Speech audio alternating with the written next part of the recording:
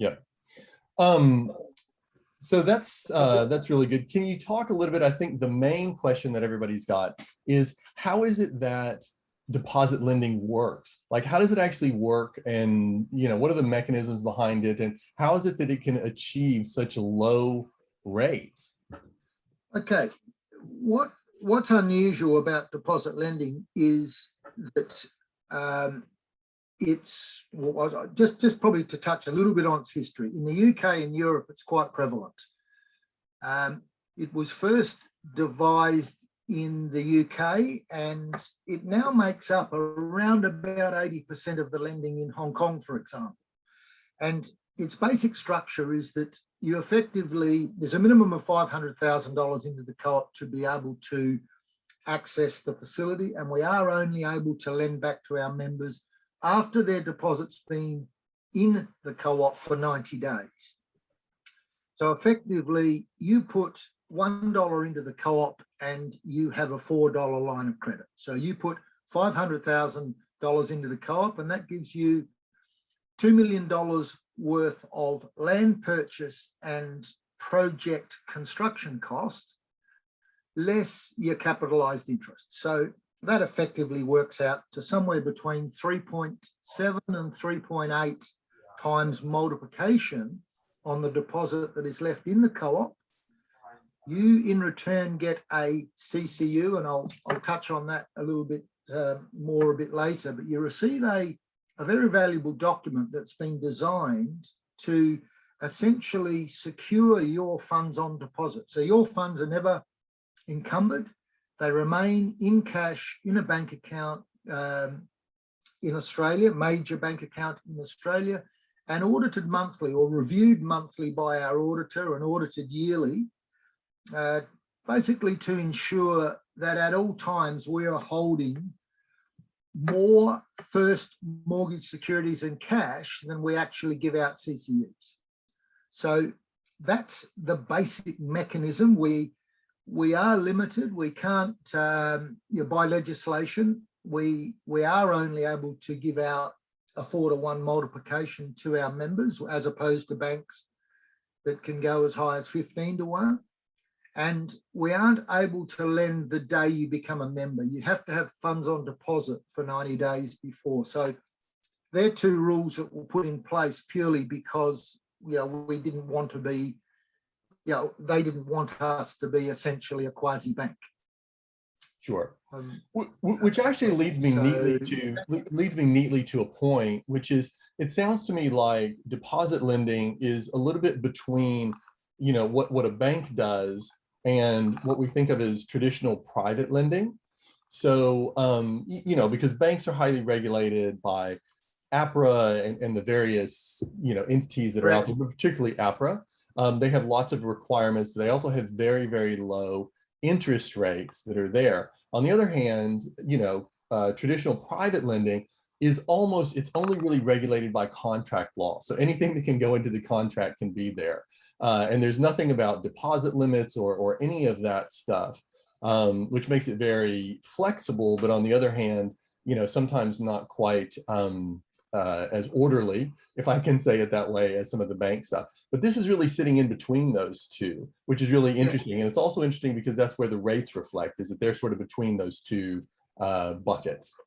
Yeah, exactly. What's quite different about deposit lending is that you do receive 6%, either your funds or your investor funds. This model works particularly well with investor funds.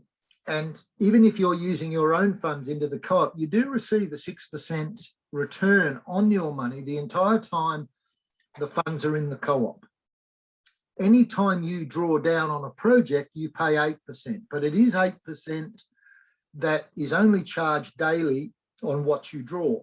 So on an average project, it runs somewhere between 4 and 5% as the effective rate that you are charged if you're using investors. If you're using your own funds, it can be considerably lower than that. And how that works is effectively, we borrow our funds out of Europe and America from insurance companies and also from pension funds. they lend to us, but don't take a first mortgage over an individual project. They take an in globo charge, and they hold a CCU like all deposit holders. And that in globo charge is over the co-op per se, and they rely on us taking first, or the co-op taking first mortgage over a project. And that allows us to be really close to the project. We want to know everything about the project, you know, and its draws. So we get heavily involved in the drawdowns, because we do have a policy that we won't sell somebody up, and as yet we haven't had to. So if somebody gets in some difficulty, we are there to provide some equity and some additional funding to get the project finished. So it's in our interest that our members are successful, and the auditing process that and the review process that happens on a monthly basis ensures that the deposit funding is always secure, held with a CCU. I think, CT, you've got just a copy. I do. And in fact, let me change up. I'm going to change up the order that you and I talked about. And maybe we can talk a little bit about how is this thing safe? Right? Because one of the questions that I get when I'm talking to people about it is they say, you know, it's great, but you're talking about giving money to somebody, and I don't know that somebody, and you're telling me they're not regulated by APRA. So how do I know that John just doesn't take that and put it into, you know, his next big boat that he's buying, or, you know, his next luxury vehicle? And you know, how do we know that? So maybe talk a little bit about that. What are the mechanisms that are in place? We can talk about how a CCU works and all of that. Yeah. Very, very good point, because being a developer myself, it is one of the key questions. If you're going to take a leap of faith and put funds with a third party that, you know, you've done a cursory due diligence on, you know, that requires, you know, quite a bit of research that needs to be done.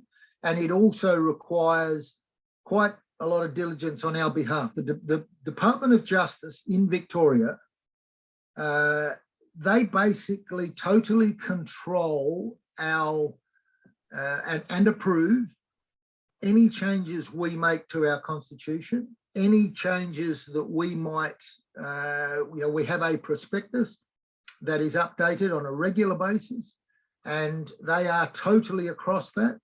We devised the vehicle of a CCU based on the fact that by legislation, because again, we're not controlled by ASIC, we're controlled by Department of Justice and the Victorian government.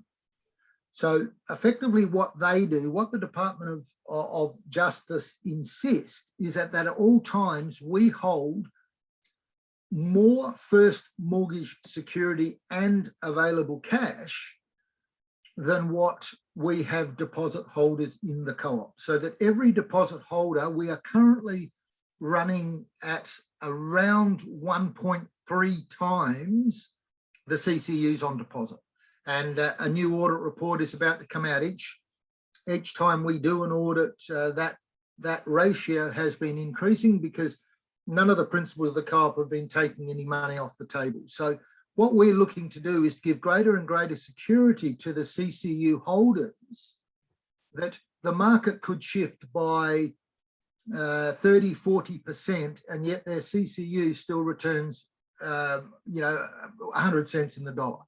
At the moment, it's running at about 130 cents in the dollar. And at some point in the future, we may allow them to be tradable, because they do have a considerable premium over their face value. So you've talked about CCU quite a bit. So why don't I share my screen? I'll put up the CCU that you sent to me, and you can you can talk a little bit about what that is and how that works. So let's talk about this. Can you see that? Yes. So what this is on the screen is an actual CCU. So we've had permission from the CCU holder. Obviously, the super fund has been blanked out to highlight exactly what it is, but this particular investor put $200,000 from his super fund into the co-op. In return, he received a numbered CCU, And that CCU also has a redeemable date. So if you see any CCU that's issued, in this particular case, its maturity date is the 1st of September 2023. And the reason that is on there is that date coincides with the project that this CCU is earmarked with. So effectively, if you're investors into a project, put money into the co-op, they receive their 6%. In return, they get a CCU. And when they earmark it for a project, the CCU gets a matching date as to the end date of the project. So at the end of the project, the CCU is redeemable by the co-op and the funds are returned. Or the CCU holder can opt to leave it there and continue to earn their 6% from the co-op. So if you scroll down, CT, on the back of the certificate are all the terms and conditions that apply to the CCU, how it can be redeemed. There are some clauses in there that allow early redemption in the case of an emergency or, you know, your circumstances. The board that sits regularly, you know, if somebody needs to have their funds, you know, returned for a medical emergency, there are provisions in here to allow that to occur. So effectively, the CCU is a piece of paper that the Department of Justice is totally in control of. So we can't issue a CCU to a project without informing them that a CCU is being issued. Right. So each one is numbered. Each one plays, you know, undergoes the review process once a month and the audit yearly that gives protection to the holder. And as we're currently sitting on more than 400 CCU holders. And as you can see by this one, I think it was numbered 200, but the CCU holders, we've now gone 3 years whereby the CCU holders have effectively proved the system as being secure, that it has been through the defenses of a couple of public companies because, you know, obviously their reporting processes are quite, you know, quite difficult to get through, you know, being a public company. And we're getting larger and more diverse CCU holders that have looked into the security of these particular certificates. And we're quite proud of the fact that they are, in fact, a very secure instrument. So then let's maybe talk a little bit about some of the fun stuff. We've talked about the you know, why it's secure and why it's okay to do. And I know that you've got reams more information on that if anybody's interested.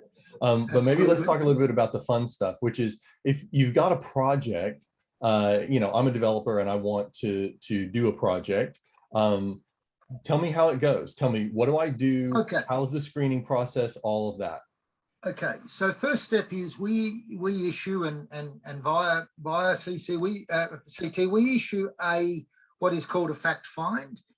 That fact find is essentially a document that basically points out where you're at in your project. And again, deposit lending works particularly well if you buy your land in the co-op. So in actual fact, if you already own the land, the equity in the project is not maximized the way it is if you buy the land through the co-op. So in actual fact, you find a project, you say, right, I believe this project to be viable, I do my feasibility, I do all my checks and balances. You then put an application.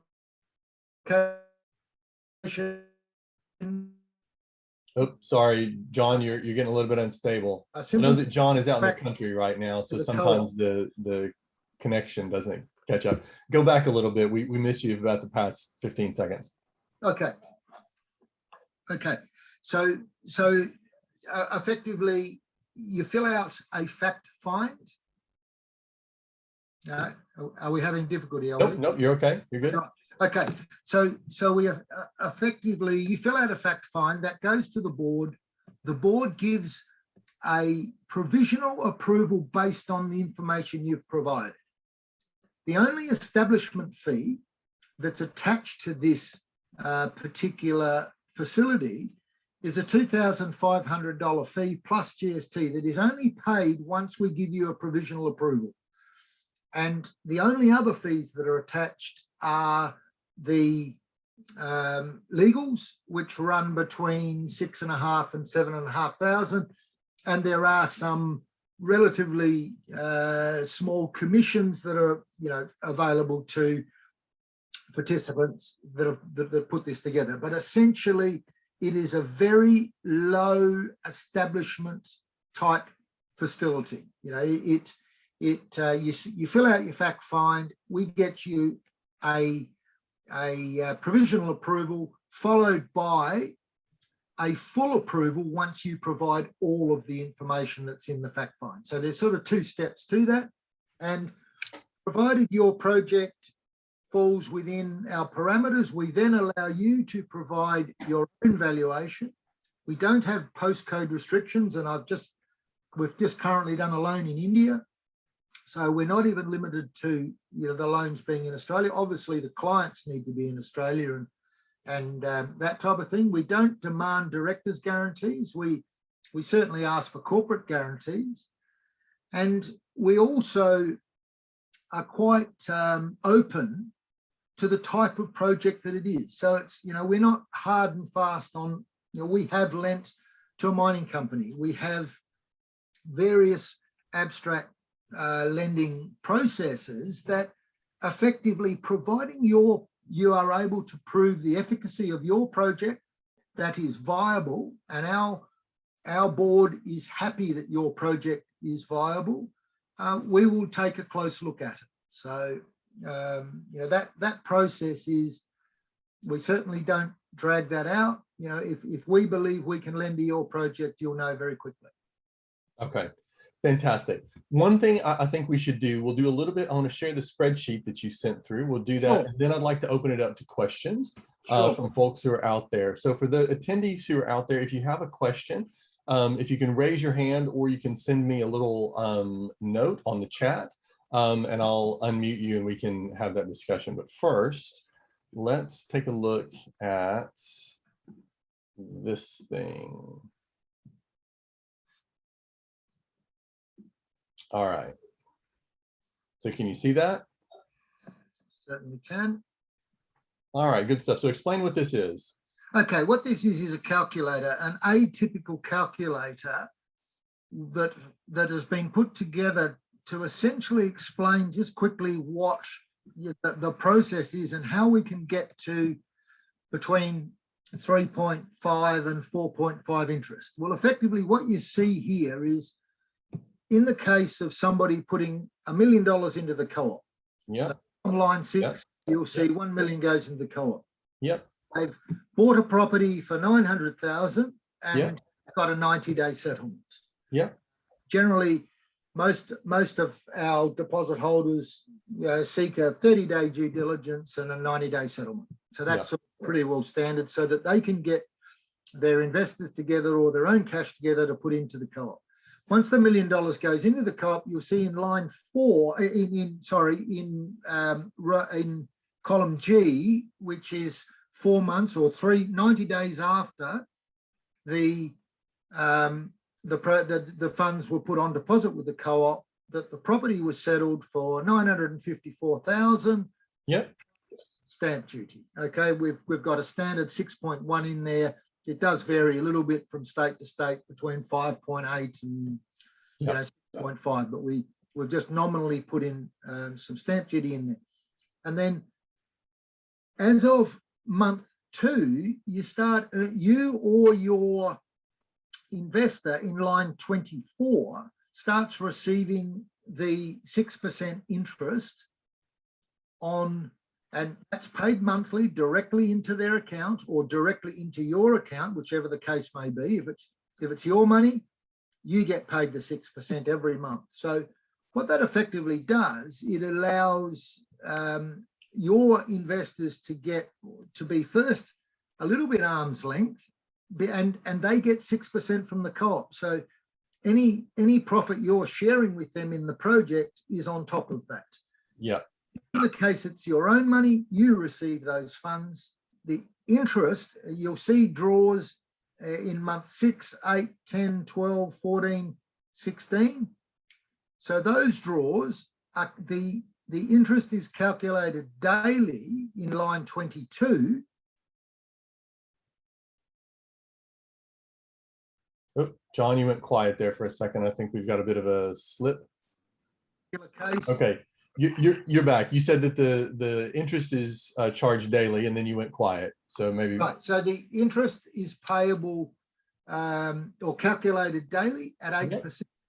But because you've already started earning some funds, and because the actual calculation for 8% charge daily, the actual project over this 18-month period, in fact, costs you 4.28% per annum for your. So now, I also have a 12-month model that shows even less, and 30-month models that show around the 4.8. But the range is between the high 3s and the sort of the high 4s, depending on the length of your project. Now, this can also vary, obviously, to your land purchase. But just to point out, your first drawdown can never be greater than the amount of money you got on deposit. So that's a little thing you need to bear in mind. But what that shows is if it is your own money, you can be getting funds at as low as 2.6%. If it's investor funds, you're paying roughly 4.3 to 4.6%. So it's a very economical way. 2.6 is actually less than lots of folks can get from the bank. So that's impressive. Yeah, and how that comes about is purely and simply because you're being paid 6 and you pay 8, and we're paying our funds out of Europe. And because we are a co-op, we're not there purely as a profit center. We are there to support the members of the co-op, to provide them with an affordable and also a method of lending that means you can plan ahead. So before you buy the project or buy that piece of land, that you roughly have a 4-to-1 multiplication factor on what you've put in. So you could argue we are lending 100% of your construction cost and your land cost, or you could say we are probably a 75% LVR because you've got money that you have put into the project. Yeah. It's we just find this took many years in the design, and we are finding that all of our developers and also our CCU holders find it a very secure way to place funds, but also for the developers to borrow funds. Yeah. Okay. Well, I think that's a really good place for us to move over to talking about to see if there are questions out there. And I got a number of people who have their hands up, and I've got so I'll start with sort of the first question that I've got in the chat, or somebody texted to me, is talking about the 90 days. So what is it about? What is the deal with having to wait 90 days? Why is that? Okay.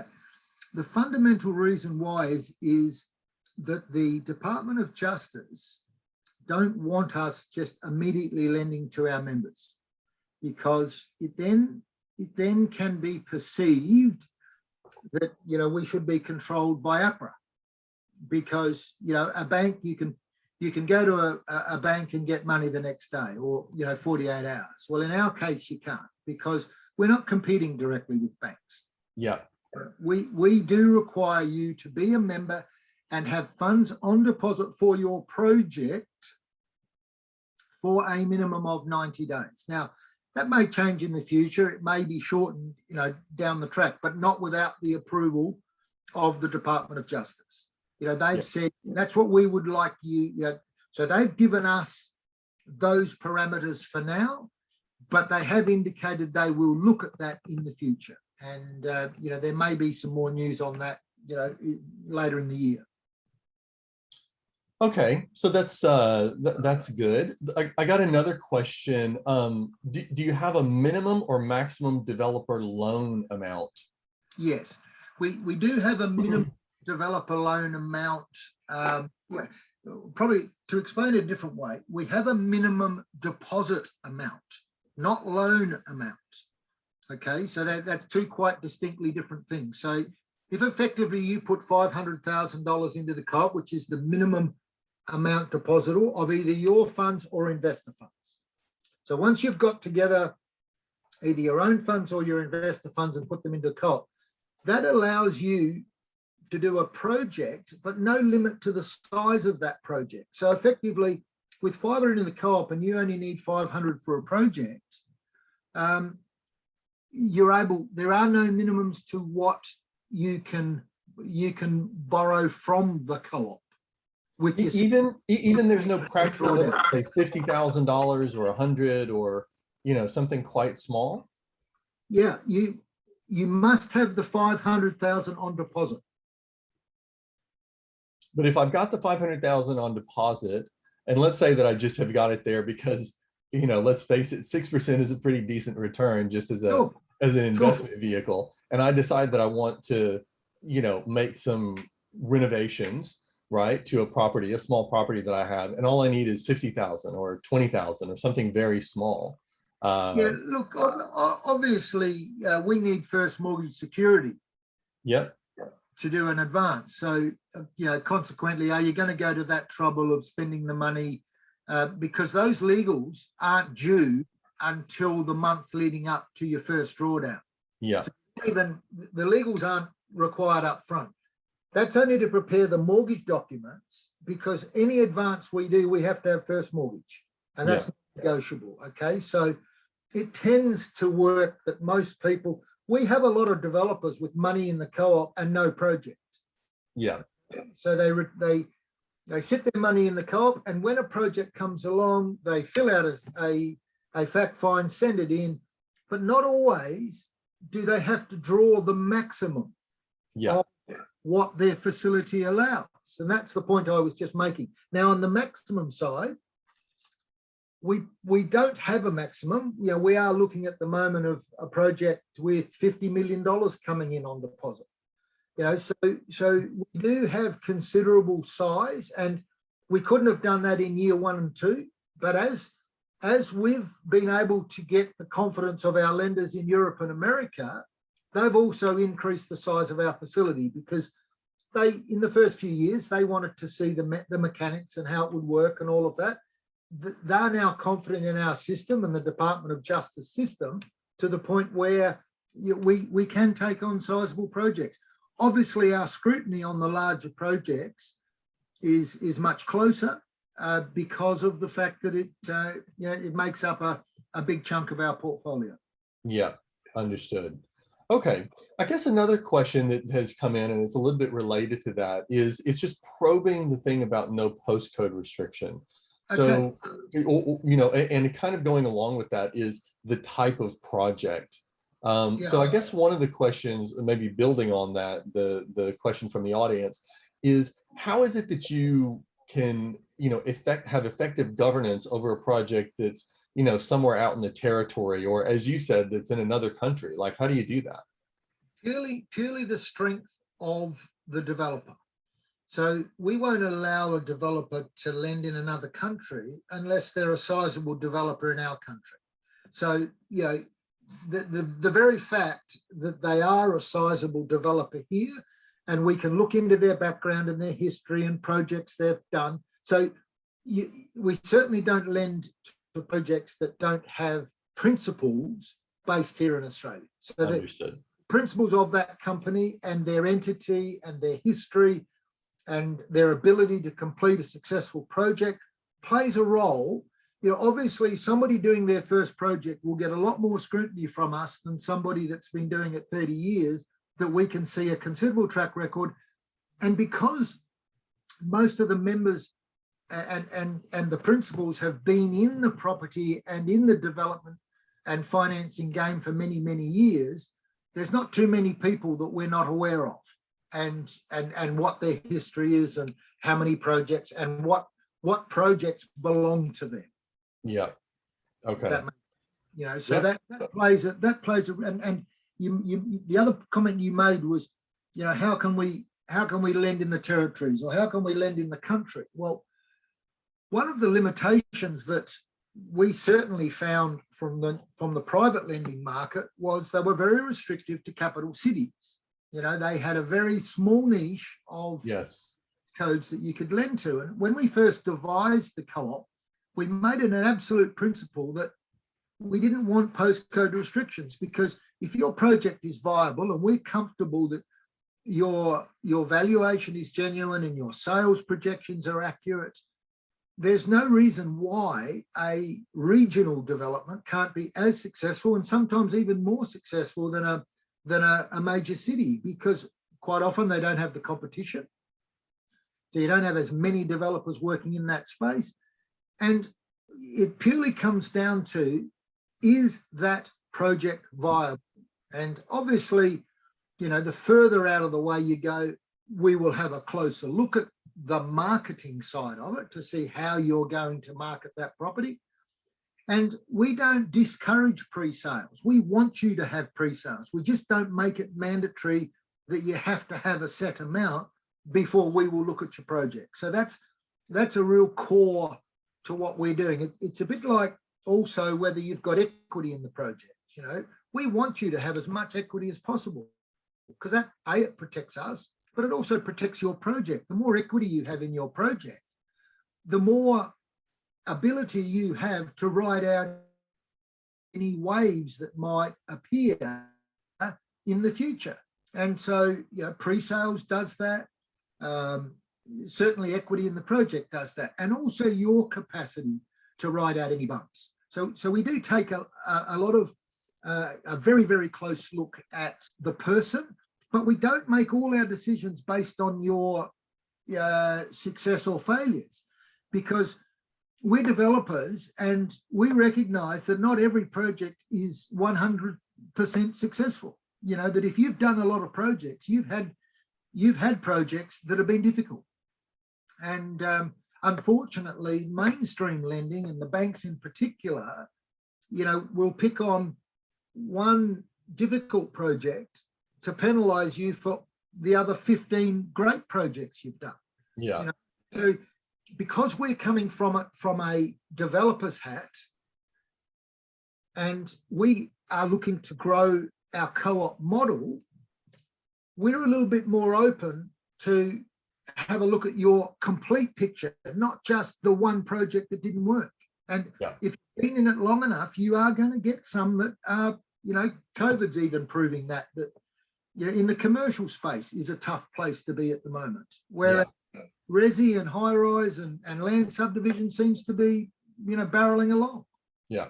But, you know, little niches in the market are doing it really tough. You know, anybody with hotel assets, anybody with tourism-based assets at the moment are doing it tough. And we've got clients in that space that we're holding their hand, because, you know, it's a difficult time. But as I stated earlier, we pride ourselves in not having sold anybody up.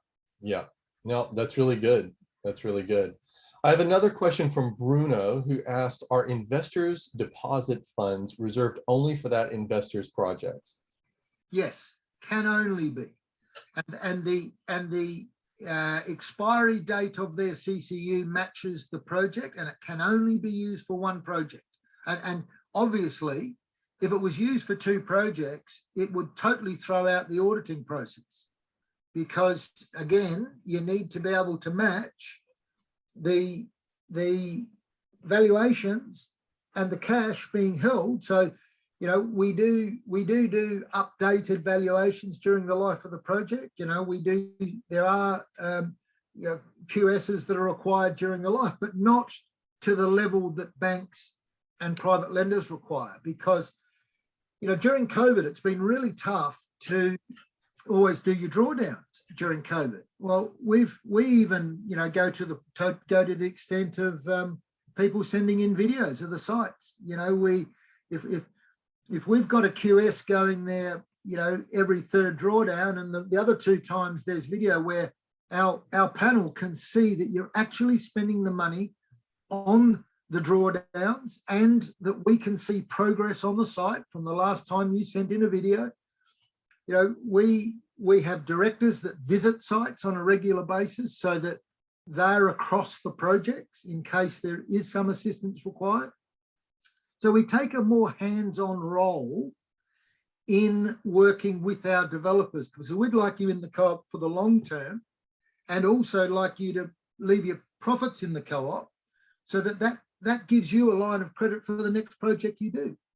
And it also is a big benefit when you're trying to hang on to your investors, because you can very quickly lose your investors if you haven't got a project for them to go into. And what the co-op allows you to do is effectively always have projects in front of them, so that they're not leaking off to other projects. Yeah, understood. Quite an important point. So I'm gonna see if there's any further questions. I've got one more question while giving people a moment to think. Well, actually, hang on. So another question just came in from Tamara. She said, do projects need to have planning approval, or can funds be firstly lent on land LVR for land acquisition and soft costs, and then construction drawdowns after approvals? No. So in a word, no, because you've got to treat deposit lending as effectively a whole of project financing. So we don't get involved so much. That's CT's strength in being able to provide that finance for the land purchase. Often we will, you know, if people are structured in such a way that they don't have the investors or the available cash, we are able to help with transitioning also into, but you can't treat it as an LVR to land ratio and then get funding approval later on. The whole idea of deposit lending is to plan your total construction cost, including your land purchase, from day dot. Okay, for that, you know, I've got X amount of dollars available to the project, I've got X amount of investors available to this project, and the combination of that means I've got a line of credit. So right from day one, it works best if you have the co-op settle the property in 90 days. And yes, we can work around the edges of that. And that CT's experience as well is, you know, for the shorter term lending. We require a takeout. So our loan terms are generally 2 to 3 years maximum. So we don't get involved in land banking. We don't get involved in someone just buying a block and then applying for DA. We don't mind if you don't have DA. It's actually, if you don't have DA, you put your funds into the co-op, then you apply for DA. What that does is the longer lead time of the 6% means the interest you're paying is much less, because you've been receiving your 6% for a lot longer than you would normally if you had DA. So no, it does not have to have DA. Obviously, it has to have enough in there to budget for the DA. And yes, that can. So what we look for is that, I'm not calling it back of the coaster feasibility, but we're not looking for 300 pages either. We're looking for your best guesstimate on where you think this project will go, and providing there's sufficient funds in the co-op under deposit, that gives you a line of credit that can cover your DA, your construction. And if you need to top up with some more investors because your construction cost ended up being, we're very flexible during the life of the project if you need to top up or replace some second mortgage funds with some investor funds. So all those things are possible as well. Sometimes, you know, we all top up projects at settlement with some second mortgage funds for a short period of time, just while we're waiting for other funds to come in. Same deal. It works best if you are able to purchase the land in the co-op. Yeah. Okay. All right, Emily's got a question. I'm going to unmute her and allow her to ask it. Emily? Hi, thanks for that. Look, I was just wondering if the 500K is seen as the deposit, and if you have an LVR that you generally lend to. So do you have like a, I know mostly with developing that we have 60% LVRs. I'm wondering if the 500,000 is considered a deposit, and if you've got a 60% LVR, therefore your project's going to be worth about 1.2 only, or do you go up higher with the LVRs?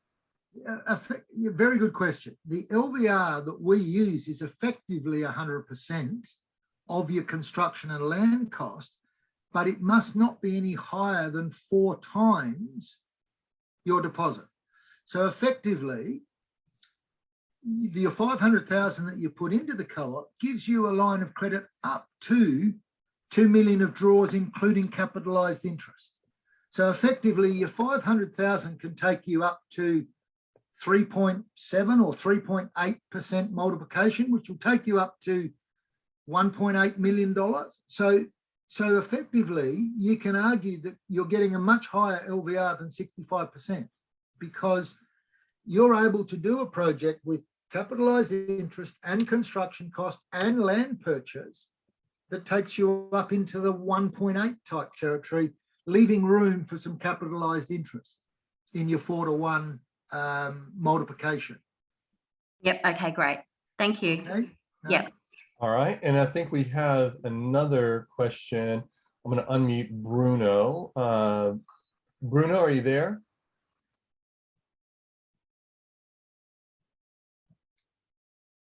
All right, that's fine. Bruno, you're muted. Okay, that's fair enough. He had written a question for me. So Bruno asked the question, given that the co-op is funded from external sources, Yes. what certainty is there that the co-op will fund the project costs, that they'll fund the ongoing project costs? Yeah, no, we guarantee. So when you come to us with a project, we guarantee to provide the funding that's in our agreement, and the lender places the funds in a parallel account in Australia for you to draw from for your project. Yeah. Okay? So it's not like we're waiting for the funds to arrive from Europe or from the US. At the time you get approval, so this is not the conditional approval, this is the absolute approval for your project. So after going through that process, once you get your approval and sign your mortgage documents, those funds come into Australia. The lender takes the hedge, because obviously it's not in Australian dollars. So they look after the hedge risk. So we don't take any hedge risk whatsoever. And the parallel amount of funds are placed into what's known as a special purpose vehicle for your project. So effectively, your funds are ring fenced for your project according to your feasibility. If we need to top that up, or if we have surplus funds in our overall lending pool, as I explained earlier, where we run at about 1.3 times our CCUs. So at all times we have some surplus funds for top up if necessary, or if you need to have a slight extension because circumstances changed. So yeah. I hope that explains it. Okay. So next is Atul. Atul had a question. Atul, are you there? He's also muted. Oh, there he goes. Hello. Hey, mate, go ahead. And so ask your question. Yeah, actually, I want to ask that the deposit of 500,000, can it be paid in stages, or at the only lump sum at one go? It needs to be paid in over a minimum period of about a month. So we do allow a little bit of leniency as to when it comes in, but that needs to be pre-approved. What we can't do is the amount of money that's in there in that initial 30-day period is the amount that's used for multiplication. Okay, So your loan will be determined, or your ability to borrow will be determined by the amount of deposit. If you add funds to that pile at a later stage, what happens is those funds have to serve their 90 days and then they become available to you. Does that make sense? Yeah. So Yeah. it is required to be there because, again, not controlled by us, controlled by the Department of Justice. They won't allow us to exceed our 4-to-1 ratio. And so we have to be able to show that your funds have been on deposit that period of time with a little bit of leniency.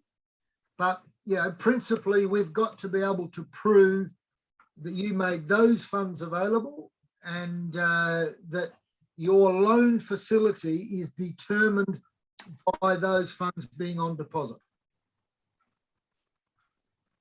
Yeah, I got it. Thank you. Okay. Okay. All right. We've got time for one more question. This is going to be from Sunny. So I'm going to allow him to talk. And then actually we have a quick one from Luna after that, which I'll play. Sunny, go ahead. Yeah, can you listen me? I can hear you. Yeah, good. Thanks for the update. So for example, you're saying your loan to ratio is 3.5 or 3.75. For example, when we contribute $500,000, that Yes. gives us the borrowing to 2 million.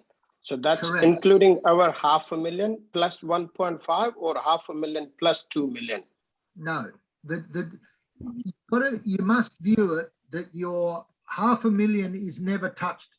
You don't ever get those funds are in a separate account as our deposit holder funds. We lend you a brand new set of funds. Yeah. Value of $2 million. Okay, so technically our $500,000 sits in the security deposit where we get the interest. Correct. That's when and then we pay. 6%. Yeah, so what I'm looking, so I got the idea. For example, I'm looking to buy a land which is going to cost me 1.8 plus the stamp duty, let's say hypothetically 1.9. So I Yes. put $500,000 and then the 1.4 will be contributed as a lending. So we are good to go to buy the land.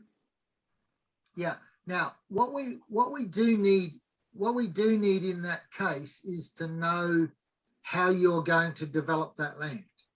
So, Yes. So that was my next question. So once effectively, you would need to put up a feasibility that also showed the ultimate costings to develop that land, because again, we don't fund land banking.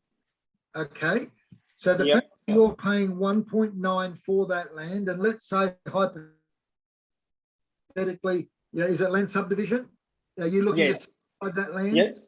Yeah. But then you'll have a cost per allotment, roughly, that you'll be able to calculate what that project will cost you to create the individual titles, to put the roads, the services, the infrastructure, the council contributions, and all of that.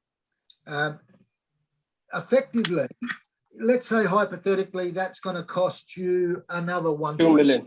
2 million, let's say. Okay, so all up, you've got a $4 million project. Now, what your land purchase price is 1.9, that actually sets the limit for how much you need to put on deposit. So you would actually have to put something like 1.7, 1.8 at the bare minimum on deposit, because we are limited that the first drawdown, in this case would be the settlement, can't be any more than your deposit that you've got within the co-op. So on projects such as that, the deposit requirement is higher. That's just one of those, unusual type projects where the land cost is actually a very high proportion of the end production cost.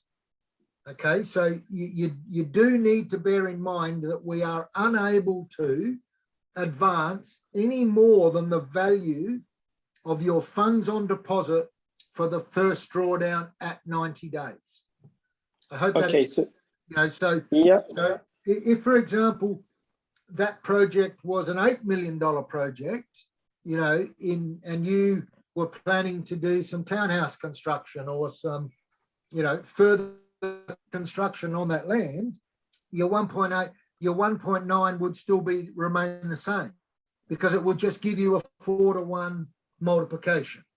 So Okay. again, I came back to what I said earlier about how, you know, the amount that you put on deposit doesn't reflect how much you have to draw. It's just an upside of what you can go to, not what, you know. So these types of projects that you've just highlighted, yes, you do need to have more on deposit in that case. Okay, so can I go one step backward? So let's forget the construction side. I'm just focusing at the moment on the DA and the civil works.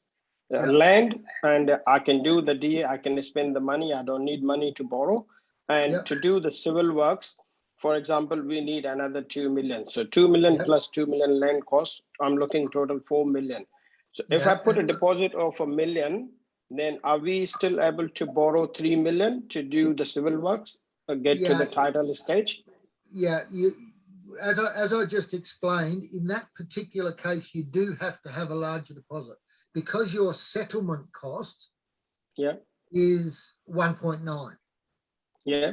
Okay, so it totally depends on what the settlement cost of the land is, but that's something I can go through in detail with you after this seminar. As to the intricacies of each individual deal, because each individual deal, you know, what I was able to put on the screen earlier, and I can show you what we are and aren't able to do. I'm pretty well across exactly what the parameters our board requires, and inversely the parameters that our principal lenders overseas require.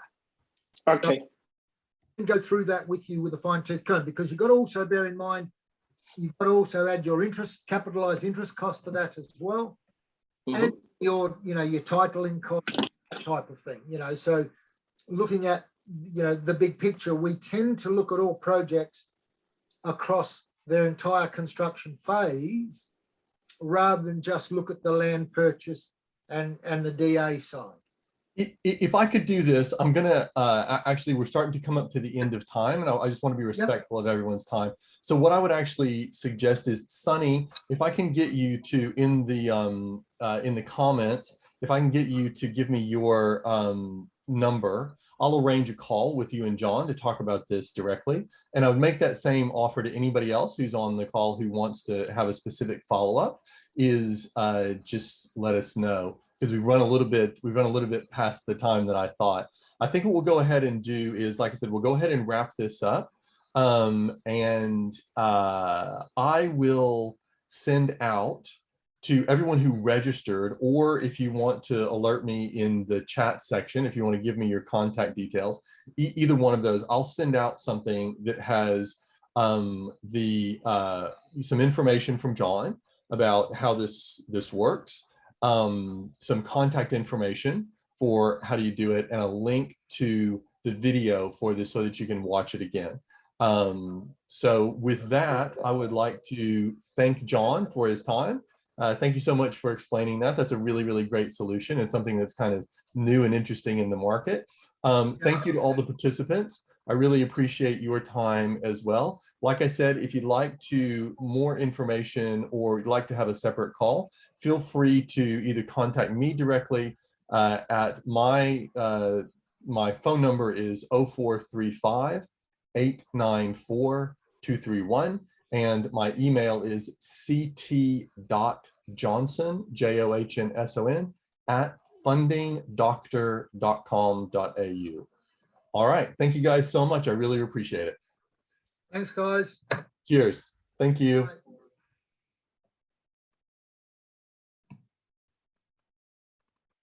All right. So we'll end the recording.